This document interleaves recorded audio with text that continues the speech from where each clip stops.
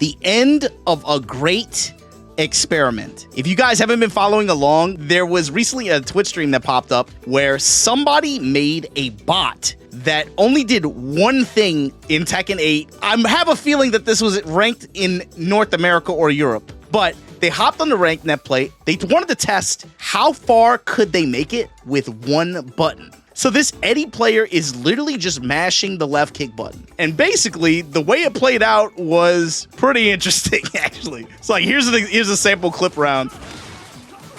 And what was so cool about this is that,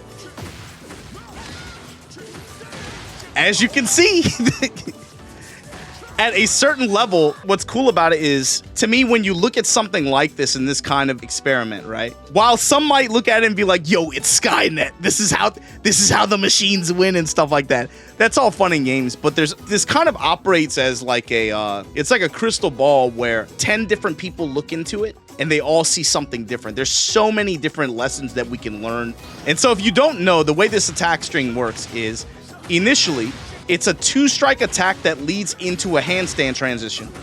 That from there goes into a mid-high-high, which transitions into his relax stance, or negativa, which then does a sweep and a sweep follow-up attack, like you saw there. Now, the truth is, there's a lot of gaps, actually, and a lot of ways to get around this sequence of attacks.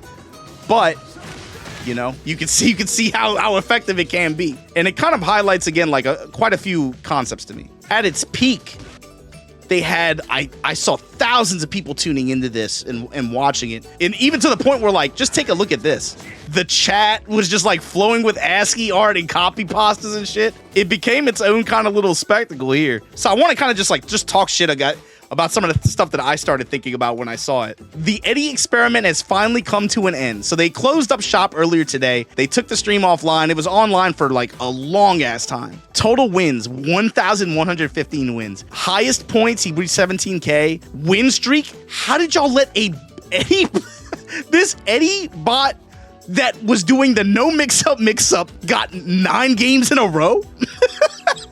You just saw a clip of him getting a triple perfect on somebody, and he ended up reaching Eliminator rank, which, if you guys don't remember, that's almost red rank. He got to the highest orange rank. This script that was just pressing one button over and over again, and it turns out his ranked performance was better than 60% of people that hop on ranked. Let that marinate for a moment. So it's like, it kind of emphasizes one basic concept when you hop into this game, and that's, it's a lot easier to push buttons and attack than it is to grind defense or expand game knowledge. When you hear people talk about they can't play fighting games, they never, like, it's too hard. Tekken is a fraud-ass game. Anyone can play Tekken. You might not be able to win the tournament, you might not be able to get out of pools, you might not be able to beat somebody, but anybody can play Tekken. When you look at the matchup spread of Jim Mashima's 3D, whatever you want to call him, the 3 Eddie run. So you see everything above this dotted line is above the 33% win rate, right? So obviously it had a less than 50% win rate overall. But for its average baseline, look at all these characters that the players were generally pretty good about checking the Eddie bot. And then you get over here, and that's where shit starts to go south. Once we get the Victor, once we start looking at the Victor players, and then the Reina players, oh shit, I can't just 4-4-2 my way through everything. The King players, they're still cool. You know, we can take it easy on them. But man, what is it about the Yoshi, Xiao Yu, Panda players? That's where shit starts to go south. And then you make it to the Elisa players. Damn, you're just mashing on chainsaws the whole goddamn time? The Leo players, fraud alert. Fang players, fraud alert. Azucena players, I can attest to this, fraud alert. And then you look at the Lily, and then it makes sense. Of course, it would make sense that most of the people playing Lily at this level really just got lost on their way to Newgrounds.com to play dress-up games. They care more about customs than they do anything else. It makes sense that the Lily players don't actually care about playing the fucking game and just get botted over and over. They're actually just fucking NPCs just logged in so that they can do dress-up. Good shit. Good shit, Lily community. Yeah, this definitely is like a magnifying glass on character communities, if you ask me. And look, Here's the thing, I'm no different, right? I can't claim her anymore, but I was right here for a second. I was part of this. I gotta claim them too. Yo, I was a setup player. What y'all doing, man? Y'all just wanted to log in and do the Fortnite dances? Was that all it was for y'all? You know, just watching matches go down like this, seeing how people deal with a lot of what the bot presents. Because like I said, this attack sequence that most people were going up against, it's not as though it's terribly hard to beat. There's quite a few spots where you have moments to check or heavily punish even the Eddie player if they were to try to do this in real time. It's a really good low-level strategy because it has the perfect dash of chaos kind of sprinkled into the attack sequence pattern. With low-level Tekken, it's like a simple but well-structured offense that you can reliably execute. That's good. But also simple knowledge checks that require the other player to take a certain action, that can be very effective at this level too. When you see some of these players, right, where they're used to just hopping onto a match and maybe they have their sequence or their attack that they really, really like to just run into the ground, right? But when they run into a problem where they can't just rely on that and do that ad nauseum, you see some players, they just crack. They just fold to it mentally. This attack sequence is perfect because of the stance transitions to where even if there are gaps on block, even if there are non-jailing highs that you can take advantage of, if you aren't 100% aware of what's going on, some players they crack like that. If this bot was like randomly switching, it would have probably cracked red ranks for sure. But it wasn't even doing that.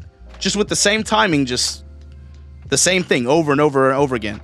But this is another concept too, is like when you start out at the lower levels of play, don't become so focused, right, on what are the true best attacks for your character and stuff like that. If you like the stupid move where the bear does this flippity shit, man, do that shit. Because here's the thing, the higher level you get, as you get better at the game and you play people who are better, they will show you the value of certain attacks, of certain strings, of certain techniques, because they're going to show you what the answers are, and maybe you'll be able to see some of the psychology about why some of these attacks work or don't work as well. So don't get so bogged down or like so emotionally tied to success or failure on you achieving a JPEG. Honestly, this Eddie bot has a good attitude in one way where it's like, okay, I'm gonna run my core of attacks, my core offense. Did it work? Yes? Cool, run it back. Did it not work? Cool, I'm back in the queue. What's missing from that formula and the difference between you and the Eddie bot, the difference that you should seek to emphasize with how you play and improve in the game, is taking the moment to stop and saying, what did I do wrong? Why did I lose? And then addressing that in training mode or practice mode, understanding that thing, and then implementing solutions to it. You want progression. And the way you get progression in this game is through staying with certain matchups and just repetition. That's why like ranked isn't really the way to get better. It's good at testing some things, don't get me wrong. Like your ability to quickly react or your ability to quickly kind of analyze an opponent's attack pattern and try to dissect it from there. How quickly can you adapt to the speed and pace of a match? Control it even if you want to slow it down or go into it, you know, that kind of stuff. It's good for those kinds of things, but for actually getting better at the game, at least in my case, you know, I have to get hit by the same thing like 15 times, minimum. So for that reason, playing longer sets with the same kind of settings, with the same characters, that's where you're really going to be able to learn some of these lessons and learn some counterplay, and it's going to stick better than it would